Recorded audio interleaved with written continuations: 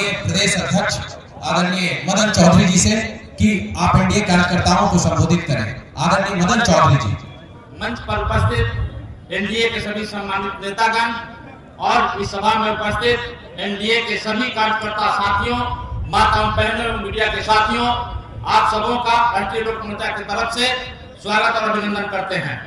साथियों, पता है कि यह जो हम लोगों का संयुक्त सम्मेलन चल रहा है 15 जनवरी के दिन खूब ठंड में हम लोग बगहा से इस कार्यक्रम का शुरुआत किए थे।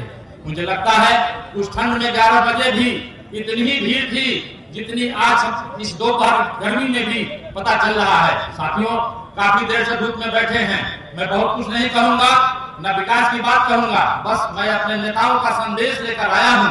जो हमारे लीडर हैं, हम सबों को संदेश दिए हैं, हम सबों को लक्ष्य दिया है, हम लोगों को बताया है कि आप जिलों में जाइए, सभी 5 प्रदेश अध्यक्ष मिल करके पंचायत के कार्यकर्ताओं को, प्रखंड के कार्यकर्ताओं को और जिला के कार्यकर्ताओं को बताइए कि यह राष्ट्रीय नेताओं का संदेश है कि 5 दल के कार्यकर्ता आज के बाद, इस सभा के बाद जहां भी बैठेंगे अपने आप को एनडीए के कार्यकर्ता के रूप में प्रस्तुत करेंगे और इस चुनावी वर्ष में प्रतिदिन आप पंचायत स्तर पर बैठक करें या प्रखंड स्तर पर या जिला स्तर पर, निश्चित रूप से एनडीए के सभी दलों के लोगों के साथ बैठ करके एक संदेश देने का काम करिए कि एनडीए में कोई विवाद नहीं है।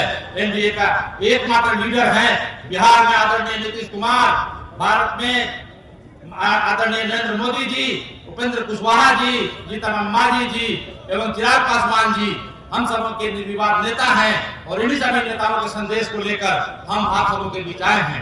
जिस तरह हमारे राष्ट्रीय अध्यक्षों ने, राष्ट्रीय लीडरों ने हमको बताया है, हमको निर्देश दिया है कि आप जिलों में जाइए और जाकर के हमारे संदेश को कहिए, उसी तरह हम प्रदेश के अध्यक्ष आप लोगों से आग्रह करते हैं, विनती करते हैं जिला के साथियों से कि प्रखंड में मीटिंग करिए, पंचायत में मीटिंग करिए और चाय के साथ एकजुटता दिखाते हुए 2025 में जो लक्ष्य दिया है हमारे अभिभावकों ने, हमारे नेताओं ने 2025, 225 और फिर से नीतीश, इस लक्ष्य को प्राप्त करिए। इस लक्ष्य को प्राप्त करने में मैं जानता हूं कि आपको कठिनाई होगी, लेकिन आप सभी चुनावी वर्ष में हमारे योद्धा हैं, हमारे सिपाही हैं। किसी भी युद्ध में सिपाही लड़ता है, चुनावी युद्ध में कार्यकर्ता लड़ता है। साथियों, मैं समझता हूं कि आप सबों को विकास की गाथा बताने की आवश्यकता नहीं है, इसलिए नहीं है कि जो विकास दिख रहा है उसे बताने की क्या जरूरत है। लेकिन मैं कहना चाहता हूं, आज के पहले जो सरकार 2005 के पहले थी, उनकी कुछ बातों को आपको, आज के नए युवक को जो 25-30 वर्ष के हुए हैं, जिन्होंने वो राज नहीं देखा, उनको बताने की आवश्यकता है उस राज में कितनी अराजकता थी। आपको बताना होगा कि आप किसी भी व्यक्ति के लिए 4 मूलभूत सुविधाओं की आवश्यकता होती है। साथियों, जानते हैं आप कि किसी भी इंसान को जीने के लिए शिक्षा, चिकित्सा, सड़क और बिजली की आवश्यकता होती है। यह बताने की जरूरत नहीं है कि 2005 के पहले सड़क में हम लोग सड़क को गड्ढों में डूबा करते थे कि सड़क कहाँ है। आज चकाचक सड़कें बन गई है आदरणीय नीतीश जी के नेतृत्व में, आदरणीय नरेंद्र मोदी जी, उपेंद्र कुशवाहा जी और माली जी के नेतृत्व में आपने चकाचक सड़कें देखी है जो पूर्णिया से 3-5 घंटे में आप पटना पहुंच सकते हैं। साथियों, ऐसा नहीं था कि उस समय स्वास्थ्य के लिए अस्पताल नहीं थे, लेकिन अस्पताल थे, दवा नहीं थी और चिकित्सक नहीं थे। आज नीतीश जी ने सभी हॉस्पिटलों को चकाचक किया, वहां पर दवा की सुविधा दी, चिकित्सक की सुविधा दी। आज देखते होंगे कि एक विद्यालय में सैकड़ों संख्या में लोग सुबह से खड़ा होकर अपना इलाज कराते हैं, फ्री में दवा पाते हैं। साथियों, वही हाल विद्यालय में शिक्षकों की थी। उस समय विद्यालय थे, उसमें छत नहीं थी, शिक्षक नहीं थे। आज के समय में आदरणीय नीतीश कुमार जी ने जो शिक्षकों की बहाली की है, जो विद्यालयों को बनाने का काम किया है, आप लेकर जाइए अपने जनता के बीच और बताइए इनके कार्यों को। निश्चित रूप से जनता आपकी बात को समझेगी और अब मैं समझता हूं कि आपको बहुत दिक्कत नहीं होगी समझाने में। समय बहुत हुआ है और भी साथी को बोलना है, इसलिए मैं अपनी बात समाप्त करने के पहले एक बार पुनः नेताओं का अभिवादन करना चाहता हूँ। आदरणीय नरेंद्र मोदी जी, आदरणीय नीतीश कुमार जी, आदरणीय उपेंद्र कुशवाहा जी, जीतन राम जी और चिराग पासवान जी का अभिवादन करते हुए, आप सबको अभिवादन करते हुए अपनी बात समाप्त करता हूँ। जय हिंद, जय भारत, जय हिंद। बहुत बहुत आभार आदरणीय मदन चौधरी जी। अब मैं आग्रह करता हूँ लोजपा आर के यशस्वी प्रदेश अध्यक्ष आदरणीय राजू तिवारी जी से कि आए और एनडीए कार्यकर्ताओं को संबोधित करें। आदरणीय राजू तिवारी जी। सभी एनडीए घटक दल के सम्मानित नेता और यहाँ इस पटेल मैदान में मौजूद पूरे सहरसा के कोने कोने से सभी बूथ स्तर से लेकर के प्रखंड और जिला के सभी पांचों दल के कार्यकर्ता साथी, मीडिया के साथी, सबका मैं लोक जनशक्ति पार्टी रामविलास अपने नेता आदरणीय चिराग पासवान जी की तरफ से हार्दिक स्वागत और अभिनंदन करता हूं। साथियों, ये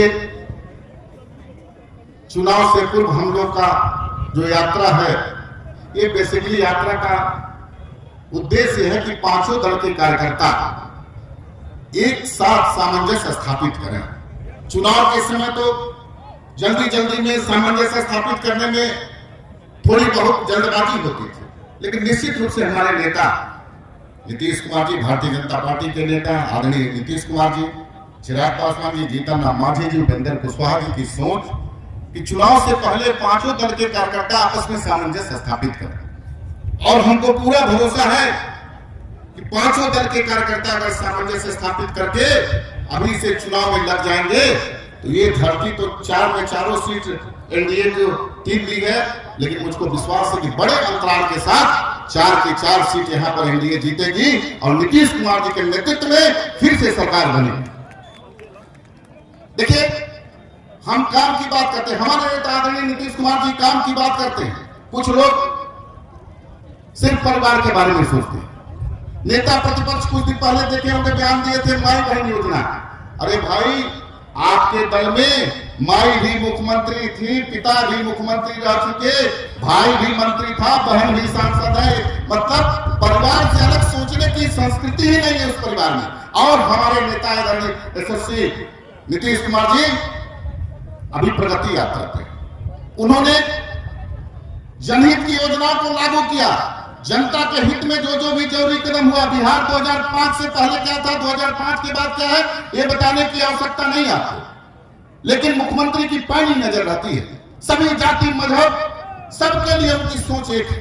वो योजनाएं भी लागू करते हैं जनहित की और स्वयं स्तर पे जाते हैं, गांव में जाते हैं, प्रखंड में जाते हैं और देखते हैं कि योजना का क्रियान्वयन सही हो रहा है कि नहीं। ये सोच होती है। तो निश्चित रूप से हमारे नेता आदरणीय नीतीश कुमार जी के नेतृत्व में बिहार निरंतरता में आगे बढ़ रहा है।